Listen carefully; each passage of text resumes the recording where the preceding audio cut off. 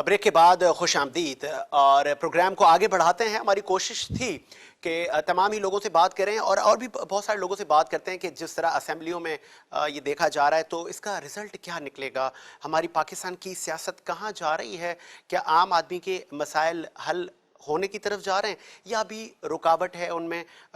Bag साहब ने हमें ज्वाइन किया है। मिर्ज़ा इख्तियार बेग साहब, क्या आपको आवाज़ आ रही है? जी आ रही है। अच्छा बेग साहब, आज सिंध असेंबली में हमने देखा कि पीटीआई और अपोजिशन जमातों की जानिब से एक अलामती जनाजा निकाला गया, एक वहाँ पे चारपाई और कफन दफन का इंतज़ाम किया गया और सिंध हुकूमत पर इल्ज़ाम लगाया गया कि हमारे अरकान को, leader of opposition Haleem Adil साहब को बात नहीं करने दी गई। लेकिन जब हम वफाक पर नज़र डालते हैं, वहाँ पे शहबाज शरीफ साहब और वहाँ पर आपके शिकवे रहते हैं कि हमें बात करने नहीं जाती है। दो तरफा मयार अगर हुकूमतों के रहेंगे तो फिर आम आदमी के मसाइल कैसे हल होंगे? आप सीनियर पाकिस्तान के पॉलिटिशियन हैं, कैसे देखते हैं आज की इन तमाम चीजों को? देखिए, इस तरह की चीजें आप अलामती तो कर सकते हैं, लेकिन ज्यादा बेहतर ये होता है कि अगर हम पार्लियामेंट में डिबेट करें और इशू बेस जो है वो गुफ्तगू हो। ये दोनों पे एप्लीकेबल होगा। ये जो रूलिंग पार्टी है उस पर भी है और जो अपोजिशन में है उन पर भी है कि आप कन्विंस और गेट कन्विंस की बुनियाद में असेंबली में गुफ्तगू करें और चीजों को हल कराएं। इस तरह की चीजों से आप देखें एक माहौल खराब होता है। पिछले दिनों आपने देखा कि जो हाथापाई हुई है, जो गाली गलौज हुई है, जो बिलों को बजट के फाड़ के फेंके गए हैं, ये पूरी दुनिया में जगहसाई का सबब बनते। मैं नहीं समझता कि इससे कोई चीज हासिल हो सकेगी।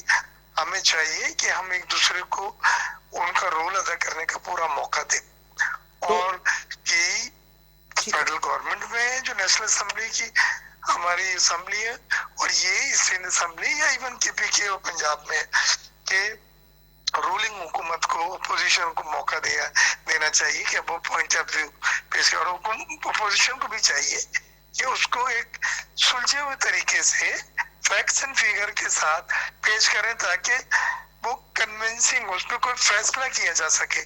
इस तरह की चीजें जिसमें मारधाड़, गाली गलौज और फिर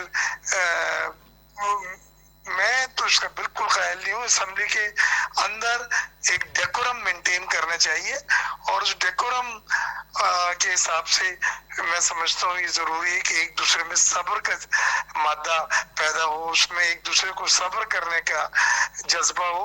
नहीं तो आपने देखा है कि टीवी चैनलों पे भी इन बड़े बड़े लीडरों को देखते हैं, कोई थप्पड़ मार रहा है, कोई कुर्सी पे लात मार के फेंक रहा है। ये हमारी तहजीब नहीं है, ये हमारी मॉरल वैल्यूज नहीं है। मैं इन सब बातों का सख्ती से खिलाफ हूँ। ठीक है बेग साहब, आपने मुख्तलिफ अदवार देखे हैं पाकिस्तान की पॉलिटिक्स के और आप खुद एक नामवर पॉलिटिशियन हैं, बिजनेस कम्युनिटी के एक मोतबर शख्सियत हैं। तमाम अदवार का अगर मैं आपसे एक कंक्लूजन आज की पॉलिटिक्स से अगर हम मुनाजरा करते हैं तो क्या माजी में भी इस तरह के वाक़यात हमें दिखे, लेकिन क्या हमने उनसे सबक नहीं लिया कि अब हमें आगे की तरफ बढ़ना चाहिए? और आपने बात की डेकोरम की, तो कस्टोडियन ऑफ हाउस जो स्पीकर होते हैं तो उनकी कितनी रिस्पॉन्सिबिलिटी, क्या वो जानबदारी तो नहीं कर रहे कहीं? देखिए, इसमें बिल्कुल हर एक जिम्मेदारी है। जो कस्टोडियन बनते हैं उनकी भी जिम्मेदारी है वो मौका दें। अगर पोजीशन को मौका नहीं देंगे तो आपको उनका पॉइंट ऑफ व्यू जो है वो नहीं पता चल सकेगा।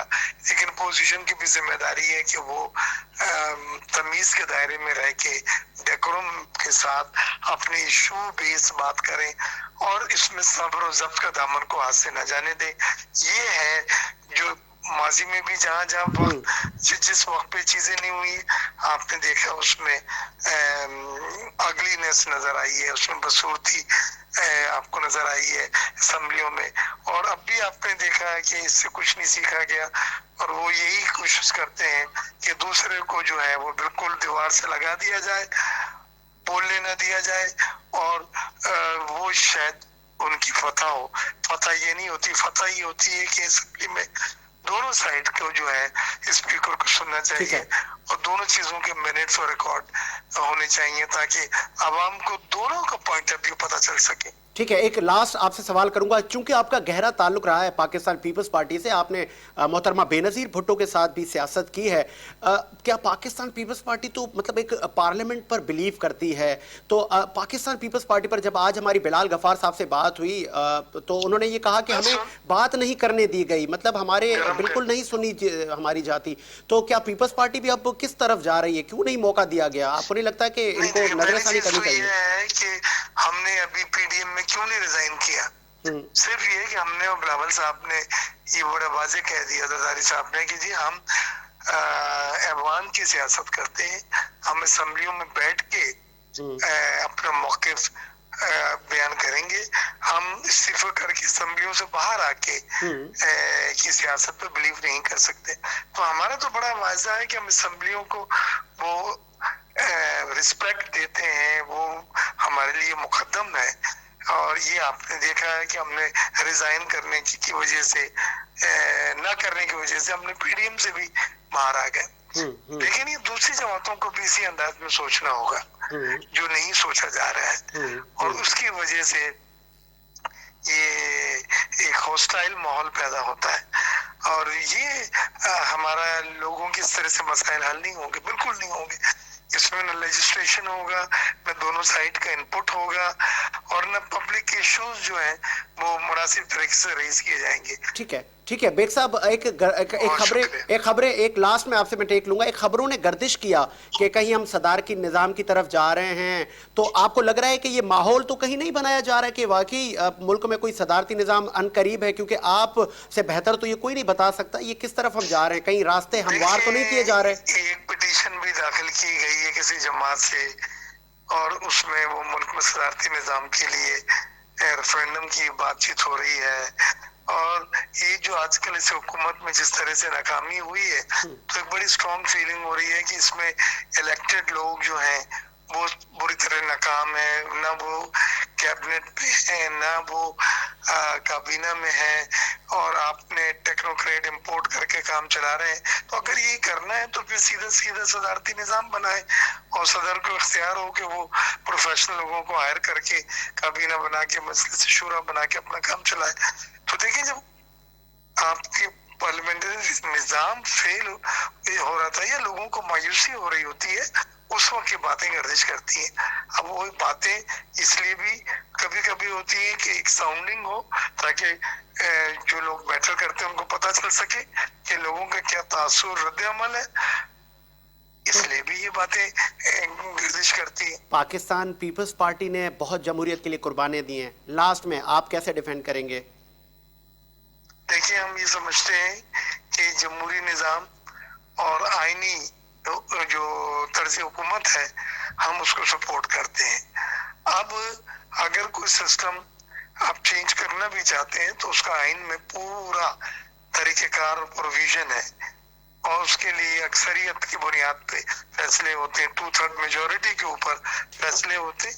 اب کر لیں، اگر 2/3 میجورٹی کسی کے پاس ہے اور کوئی ایسا فیصلہ بڑا وہ کروا سکتا ہے جس میں اس طرح کے صدارتی نظام وغیرہ جیسے فیصلے شامل ہیں تو وہ بالکل کرے۔ پارلیمنٹ میں رہ کے کوئی بھی فیصلہ کرنا اور اکثریت کی بنیاد پہ کرنا، ممکن ہے آئین کے مطابق کرنا، میں سمجھتا ہوں لاسٹ میں sir sorry for interrupt, last میں ممکن ہے کہ اگر 2/3 میجورٹی کسی جماعت کے پاس آ جائے یا کچھ ہو تو آپ کو لگ رہا ہے ملک کے لیے بہتر ہے یا جمہوری سلسلے سے جو چل رہا ہے وہ بہتر ہے؟ دیکھیے صدارتی نظام تھا ہمارے یہاں، اس کو چھوڑ کے ہم نے پھر یہ پارلیمنٹری نظام پر آئے ہیں۔ اب جو لوگوں کو مایوسیاں ہو رہی ہیں وہ اس وجہ سے کہ ٹیم نہیں ہے اس حکومت کے پاس، اور مانگ تان کے باہر کے امپورٹڈ لوگوں کو لا کے یہ وزارتیں چلا رہے ہیں جہاں لوگوں کو اطمینان نہیں مل رہا، جہاں ڈلیوری نہیں ہو پا رہی ہے۔ تو یہ لیکن اس سے پہلے جو حکومتیں تھیں اس میں کمپیٹنٹ ٹیم تھی، تو کہیں پہ بھی صدارتی نظام کی آواز نہیں اٹھی ہے۔ بہرحال it's too early and premature, ابھی اس کو حتمی کچھ نہیں کہا جا سکتا۔ حلیم عادل صاحب ہمارے ساتھ لائن پہ موجود ہے۔ حلیم صاحب کیا آپ سن سکتے ہیں؟ हेलो जी जी हलीम साहब, बहुत बहुत शुक्रिया टाइम देने के लिए वीनस एचडी को। आज की कार्रवाई पे हम आपसे बात करेंगे कि अलामती आपने जनाजा निकाला, क्या आपको लग रहा है कि अब इस चीज की जरूरत आ गई थी कि इस लेवल तक जाया जाए? देखिए, और इसके बाद क्या लेवल आता कि इस असेंबली में इसको इन्होंने डाला। पहले तो इन्होंने ऑक्सीजन पे लेकर गए, इसको वायरस लग गया। पीपल्स पार्टी की जैसे गवर्नमेंट आई, असेंबली आई ये वाली, तो पब्लिक अकाउंट्स कमेटी में मेंबरशिप नहीं दी गई। पब्लिक अकाउंट्स कमेटी का इनका सीओडी के तहत भी उसका चेयरमैन अपोजिशन से होना चाहिए, इनको बेनजीर ने कहा था। ठीक है। उसके बाद स्टैंडिंग कमेटीज में हमें कोई मेंबरशिप नहीं दी गई, चेयरमैनशिप नहीं दी गई, जबकि बिलावल जरदारी इस्लामाबाद में खुद ह्यूमन राइट्स कमेटी के चेयरमैन है। उसके बाद हर साल लाजमी होता है कि ऑडिटर जनरल की रिपोर्ट ले करनी होती है। 2 साल से वो रिपोर्ट लेनी की जा रही है। उसके बाद हर बजट से पहले प्री बजट सेशन होता है जनवरी से मार्च तक, वो नहीं किया गया। और आखिर जो हुआ, जो वेंटिलेटर पे आहिस्ता आहिस्ता वायरस लगे, आखिरी ये हुआ कि बजट सेशन में ब्लैक डे था जिस दिन उन्होंने बजट पास किया। अपोजिशन लीडर को एक असेंबली के बजट पे बहस की इजाजत नहीं दी, 2 पार्लियामेंट लीडर्स को भी नहीं दी गई, जिसका मतलब है कि इन्होंने असेंबली को घर की लौंडी बना लिया और यहाँ तय हो गया कि यहाँ सिविलियन डिक्टेटरशिप है।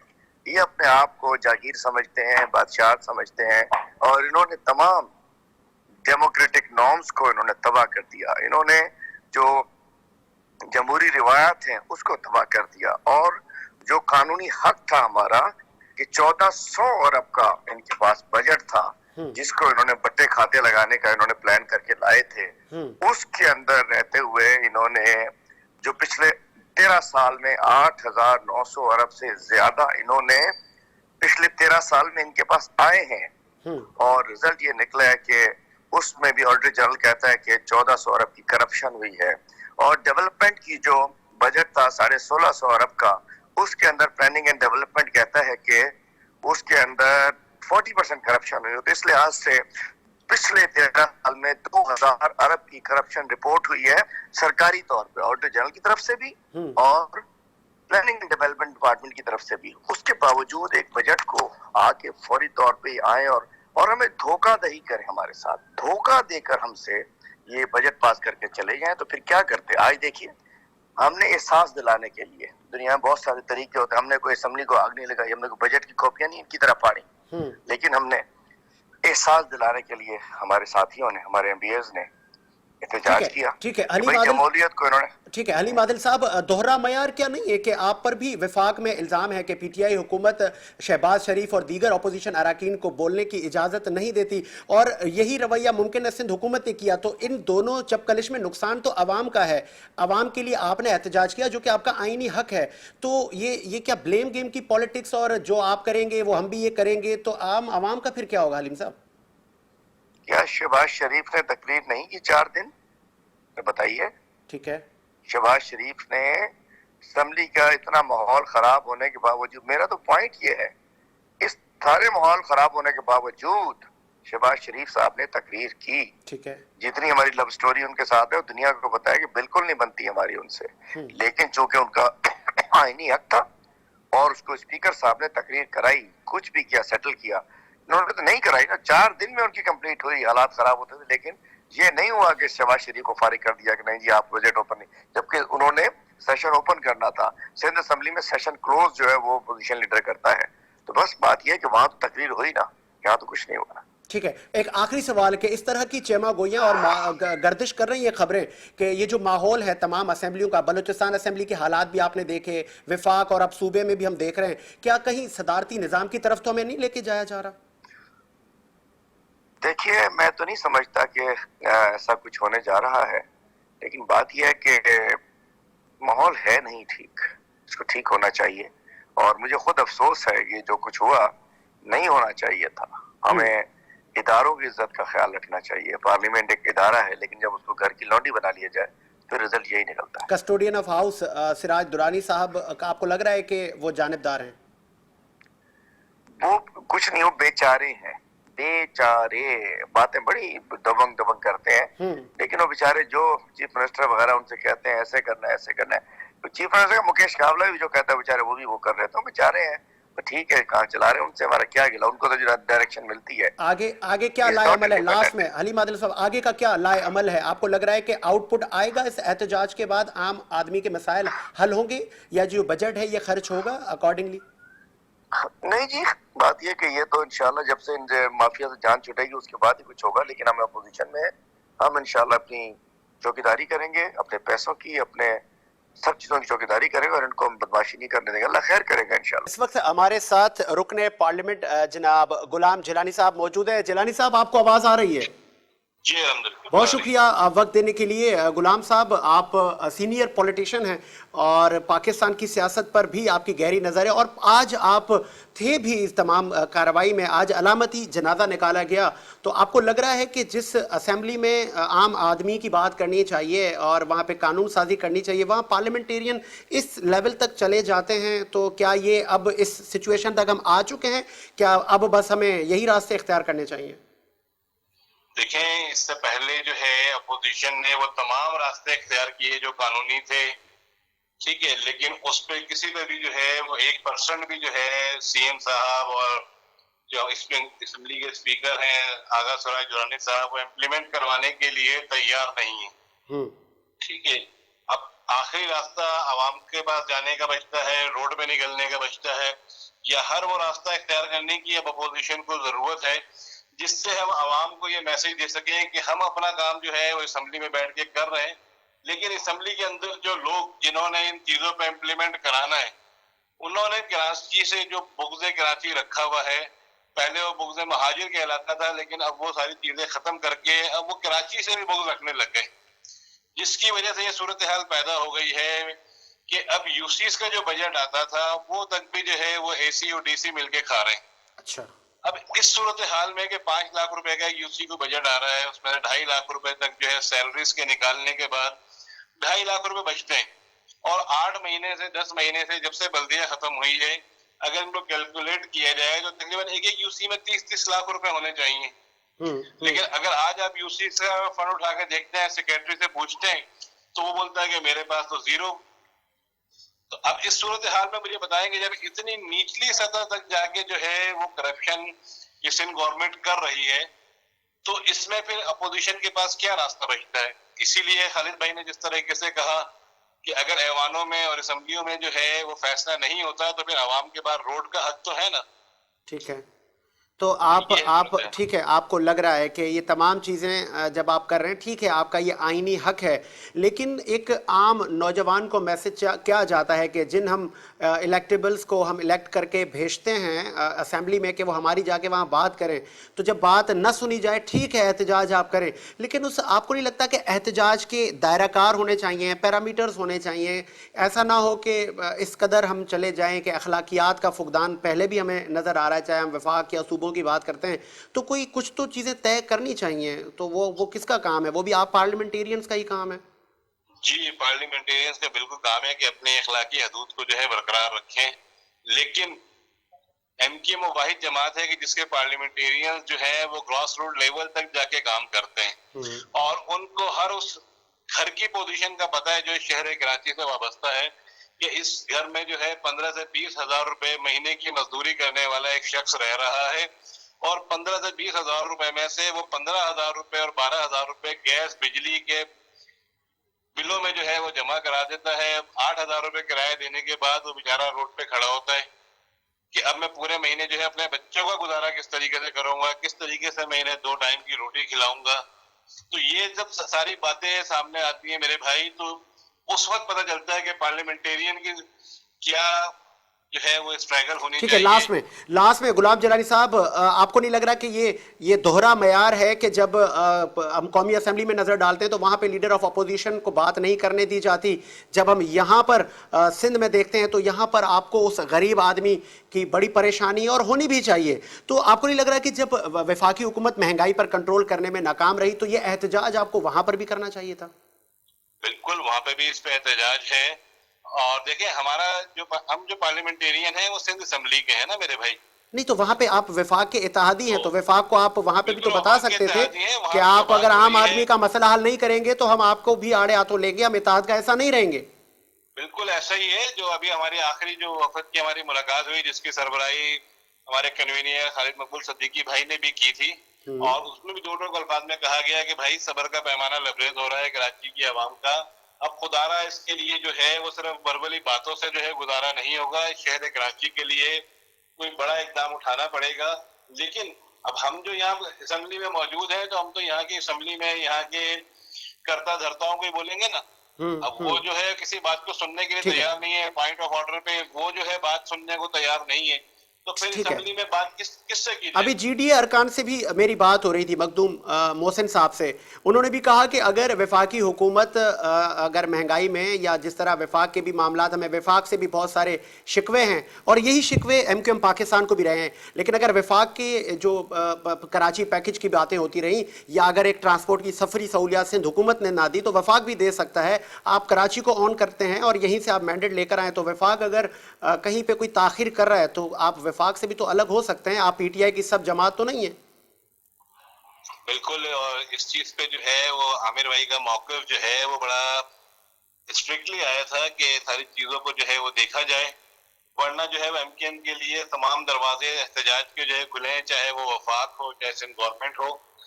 ہمیں جو ڈیفینڈ کرنا ہے وہ اپنی عوام کو کرنا ہے. ہمارے لیے اسمبلیاں وقت نہیں رکھتی, اور اگر آج بھی ایسی صورتحال بنتی ہے اور وفاقی گورنمنٹ بولتی ہے کہ جی نہیں اور ہاتھ اٹھاتی ہے, تو اس سے پہلے آپ کو ایم کیو ایم جو ہے وہ ہاتھ اٹھاتی ہوئی نظر آئے گی, اور اسمبلی میں سب سے پہلے جو ہے وہ ہم لوگ جو ہے وہ باہر نظر آئیں گے آپ کو. صحیح.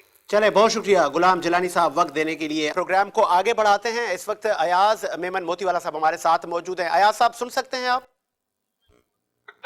ٹھیک ہے, بہت شکریہ وقت دینے کے لیے. ایاز صاحب, آج ہم نے دیکھا اس سے ماضی میں بھی ہم نے وفاقی چاہے قومی اسمبلی میں یا سندھ اسمبلی میں احتجاج کے ایک پیرامیٹرز تو تھے, لیکن اس وقت تو علامتی جنازہ نکالا گیا سندھ اسمبلی میں اپوزیشن کی جانب سے. تو یہ علامتی جنازے نکالے جا رہے ہیں, دھکم پیل ہو رہی ہے, مغالزات بکے جا رہے ہیں, تو یہ جو الیکٹڈ لوگ جو گئے تھے وہاں پہ عام آدمی کی بات کرنے, تو کیا یہ چیزیں زیب دیتی ہیں؟ اعوذ باللہ من الشیطان الرجیم, بسم اللہ الرحمن الرحیم. میں آپ کا بے حد ممنون و مشکور ہوں کہ آپ نے مجھے اس قابل سمجھا کہ آپ نے میرا ویو, میری رائے ایز اے عوامی شہری جان کر آپ نے مجھے اپنے چینل پر لیا. سب سے پہلے تو آپ کے چینل کی میں ترقی کے لیے اللہ سے دعا کروں. شکریہ. پاکستان کی غربت, غریبی, مفلسی, لاچاری, گند گٹر کچرا, گندگی, کراچی سے لے کر پورے سندھ کی ٹوٹی سڑک پڑا کچرا بھری گٹر, اور پاکستان میں معاشرے کے اندر کسی ایک شعبے میں بھی پاکستان کا ترقی نہ کرنا, یہ لمحہ فکری اور دکھ کی گھڑی ہے.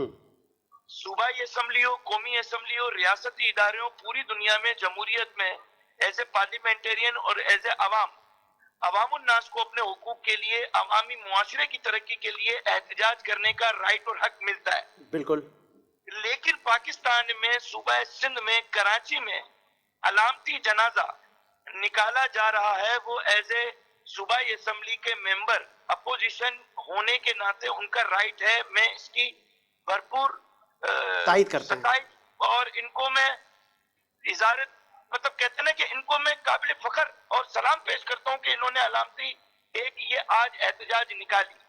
اور اس پر میں آپ کو یہ بتاتا چلوں کہ یہ اس طرح کے احتجاج سے پاکستان میں کوئی فرق آیا, یہ غور کرنے کی بات ہے کہ کیا پاکستان میں اس طرح کے علامتی جنازے اور علامتی بھوک ہڑتالوں سے لے کر یہاں پر احتجاج سے ایک ریاست میں سندھ کے شہری کو کبھی کوئی فائدہ ہوا کہ نہیں, یہ بات ہونی ہے نا. دیکھیں, آپ 47 سال پاکستان کو بنے ہو گئے, اور سندھ حکومت اپنے جو دنیا میں کئی مثال نہیں ملتی کہ ریاست جمہوریہ اسلامیہ پاکستان جہاں اسلامی نظام کے ساتھ جمہوریت اور ووٹر کے ووٹ سے پارلیمنٹ میں ہمارا ممبر جاتا ہے, ان ممبران کے جانے کے باوجود بھی پاکستان ایک کسی شعبے میں ترقی نہ کر سکا. اور سندھ کی حالت تو چھوڑیں, آپ سندھ کے شہر کراچی کو ہی لے لیں, تو جو ٹوٹی سڑک پڑا کچرا بھری گٹر اور جو حالات آپ دیکھ رہے ہیں, ان کے ذمہ داران میں یہی کہوں گا کہ اس وقت کی جو ذمہ دار ہے وہ اس وقت کی حکومت ہے. لیکن ماضی کے کئی سال گزر گئے سندھ میں پیپلز پارٹی کی حکومت کو, لیکن آج سے پہلے بھی اپوزیشن احتجاج کرتی رہی ہے. ٹھیک ہے, ان کے احتجاج سے کوئی فرق پڑتا ہے کہ نہیں, یہ دیکھنے کی بات ہے. میں آج کا جو آپ بات کر رہے ہیں, یہ جو وہاں پر جوتے چلے, مغلزات, گالیاں بکی, دنیا میں एक तो पाकिस्तान ठीक है।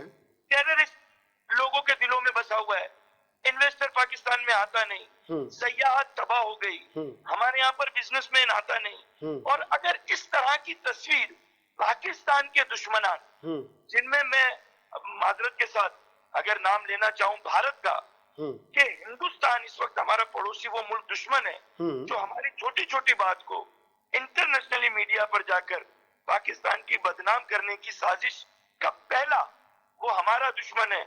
इसके बाद और भी दुश्मनान है पूरी दुनिया में, लेकिन भारत को ये मौका मिल जाता है कि वो आलमी बिरादरी को पाकिस्तान के अच्छे पहलू नहीं दिखाता, ये इस तरह के झगड़े दिखाकर हमारी ठीक है। जमहूरियत पर सवालिया निशान बनाता है। Sorry for interrupt. अयाज साहब, आपने आम आदमी के मसले की बात की कि वो मसाइल तो हल नहीं होते हैं, एहतजाज तो आपने भी बहुत किए, असेंबली में भी एहतजाज हो रहे हैं, तो कहीं ये तमाम पॉलिटिकल पार्टीज ये रास्ता हमवार तो नहीं हो रहा सदारती निजाम की तरफ? इससे कबल भी तो सदारती निजाम मुल्क में रहा है, तो फिर हल क्या है? कैसे आम आदमी के मसाइल हल होंगे? देखिए, पाकिस्तान में आप किसी चीज को नामुमकिन नहीं कह सकते। होने क्या जा रहा है ये आवाम को नहीं पता होता, लेकिन होने क्या जा रहा है ये सिस्टम को पता होता है। मेरा ये कहना है, हमने मार्शल लॉ भी देखा, हमने एक फौजी को सदारत पर भी देखा, डिक्टेटरशिप भी देखी, जमहूरियत भी देखी, फिर आप कह रहे हैं सदारती निजाम। मैं ये कह रहा हूँ ये तमाम निजाम से पाकिस्तानियों को क्या फायदा है? अगर आप बादशाहत की बात करें तो दुबई को ले लें, अरब इमारात को ले लें, यूएई को ले लें, थाईलैंड को ले लें, मलेशिया को ले लें। बादशाहती निजाम में बरतानिया को ले लें, बादशाहती पार्लिमानी निजाम में भी और बादशाहत में भी उन्होंने अपने अवाम को साफ पानी, सेहत, सफाई, तालीम, रोजगार, बुनियादी राइट्स दिए। पाकिस्तान में जमहूरियत ने भी कुछ नहीं दिया, डिक्टेटरशिप ने भी कुछ नहीं दिया, मार्शल लॉ ने भी कुछ नहीं दिया। एंड में पाकिस्तानी अवाम को गुर्बत, भूख, अफलास, बेरोजगारी से खुदकुशी करना ही मिलता है, जिंदा इंसानों का कब्रिस्तान नजर आता है। तो मैं ये कह रहा हूं कि अपोजिशन का हक है एहतजाज करना, लेकिन उस एहतजाज से पाकिस्तानी शहरी की जिंदगी में कोई क्या आप क्या मशवरा देंगे, क्या एडवाइस करेंगे, कैसे आम आदमी के मसाइल हल होंगे? आपने इलेक्शन भी कई मरतबा आपने कंटेस्ट किया, कुछ हलकों में आपको अवाम ने वोट नहीं किया, लेकिन आप आम आदमी की बात करते हुए नजर आते हैं, एहतजाज करते हुए नजर आते हैं, आपको आम आवाम का दर्द है, तो कोई सलूशन, कोई हल भी तो बताएं कि जो आम आदमी तक पहुंच सके जल्द से जल्द। साजिद साहब, मैं ये कहूंगा, मुझे अवाम ने वोट नहीं दिया, लेकिन अवाम ने जिनको वोट दिया उन्होंने पाकिस्तानी अवाम को क्या दे दिया, ये सवाल होना चाहिए। मैं तो हार के भी जीत गया कि मैं अवामी मसाइल पर कम से कम आवाज तो उठा रहा हूँ, लेकिन जो जीत गए उन्होंने पाकिस्तानी कौम को आज डॉलर 158 क्रॉस कर गया। आज पाकिस्तान का एक्सपोर्ट, मैं समझता हूँ कि हमको नजर ये जो किताबों में और सफों में दिखा रहे हैं, कागजों में दिखा रहे हैं, पाकिस्तान की मईशत मजबूत नहीं हो रही। पेट्रोल की कीमत उरूज पर है, बिजली है नहीं, गैस है नहीं, इंडस्ट्रियां बंद पड़ी हुई है। जब इंडस्ट्रियां बंद पड़ी हुई है तो एक्सपोर्ट होगा कैसे?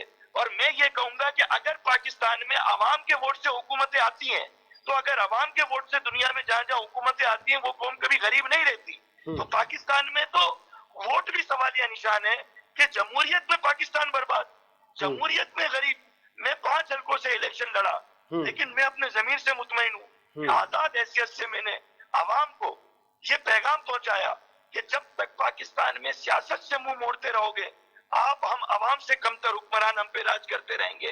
तो मैं तो यही कहूंगा साजिद भाई, कोई भी आ जाए पाकिस्तान में, कोई भी निजाम ले आओ, सदारती निजाम ले आओ, डिक्टेटरशिप ले आओ, जमहूरियत ले आओ, लेकिन यूथ, मेरी नौजवान, मेरी बच्चे बच्चियां, मेरे तुलबा तालिबात, इनको मेरिट पर रियासत में, सियासत में हिस्सा देकर सदर वजीर आजम नहीं बनाएंगे और वो अवामी राइट्स वजीर आजम बन के डिलीवर नहीं करेंगे और अवाम ज़हनी सुकून में आकर अपने बच्चों की तरबियत, तालीम और इल्म से नहीं करेंगे, ईजाद की तरफ नहीं जाएंगे, तो पाकिस्तान इसी तरह से चलता रहेगा। डॉलर 200 होगा, फिर 300 होगा, हम जिंदा रहेंगे तो दुनिया में बहुत से ममालिक हैं। आप दुनिया के नाइजीरिया से लेकर, अफ्रीकन कंट्री से लेकर सोमालिया लैंड को ले ले जहाँ डॉलर 10,000 रुपए का है, वो भी जिंदा है। तो जिंदा रहना कोई बड़ी बात नहीं है, खुशहाल होना बड़ी बात है। तो पाकिस्तान खुशहाली की जानिब गामजन नहीं हो रहा।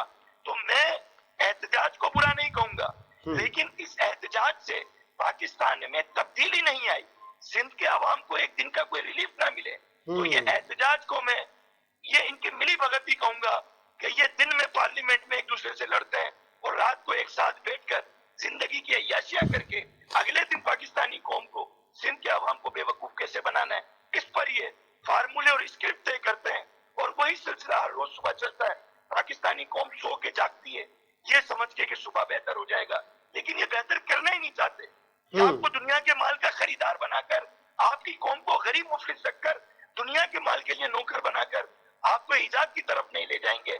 ईजाद करने के लिए खुशहाली चाहिए, खुशहाली करने के लिए इल्म चाहिए, इल्म करने के लिए रियासत राइट्स दे। ये राइट्स ही नहीं देंगे, आपको पीने का साफ पानी तो दे ही नहीं रहे, आप बीमारियों से तो निकल नहीं रहे। आपसे मेरा ये सवाल एज ए एंकर पर्सन और पाकिस्तानी, ये इंडस्ट्रियों को गैस नहीं मिल रही, जब गैस नहीं मिल रही तो इंडस्ट्रियां जो इंटरनेशनली आपको ऑर्डर मिले हुए वो पूरे कैसे होंगे? बिल्कुल। तो ये अपोजिशन हो या हुकूमत हो, ये आवाम के मसाइल के हल की बात तो नहीं करते। ये दस्ते बिगरेबा होकर एक मीडिया को मौका दे देते हैं कि 4-5 दिन वो टॉपिक चलता रहे और पाकिस्तान में बुनियादी हुकूक के लिए कोई बात ना करे। ठीक है, बहुत शुक्रिया अयाज मेमन मोतीवाला साहब, समाजी रहनुमा हमारे साथ मौजूद थे। और वजह कहा कि कहीं ऐसा तो नहीं है कि ये एहतजाज तो होते हैं लेकिन इनका आउटपुट या इनका जो कहा जाए कि एक जी हासिल हो गया कि मैंने एहतजाज किया और वो आम आदमी का भला हो गया और आम आदमी का कुछ बेहतर हुआ और आम आदमियों को क्या नौकरियां मिल गई, क्या आम आदमी को पीने का पानी मिल गया? आम आदमी के मसाइल जूं के तू हैं, एहतजाज करना सबका हक है, आईन पाकिस्तान एहतजाज की इजाजत देता है। हमारी कोशिश थी कि आज की जो ये कार्रवाई हुई सिंध असेंबली में, और जब हमने वफाक में भी देखा, जब कौमी असेंबली में भी हमने देखा, वहां पर भी जब पार्लियामेंटेरियन बात करते हैं तो दस्ते गिरेबां होते हैं, एक दूसरे पर पेपर फेंके जाते हैं, बुक्स मारी जाती हैं। बजट को मुस्तरद करें लेकिन एक अखलाकियात होनी चाहिए। पाकिस्तान की तहजीब इस चीज़ की इजाज़त नहीं देती, एक पैरामीटर्स तय करने होंगे हमने। और कस्टोडियन ऑफ हाउस स्पीकर की भी बहुत ज़्यादा रिस्पॉन्सिबिलिटी होती है कि वो गैर जानिबदार होकर ऐवान को चलाएं और तमाम ही पार्लियामेंटेरियंस को अकॉर्डिंगली बात करने का मौका दिया जाए ताकि मुल्क की तामीर और तरक्की में इजाफा हो सके। मुझे साजिद हुसैन और मेरी टीम को इजाज़त दीजिए, मुलाकात होगी नए प्रोग्राम के साथ। अल्लाह हाफिज़।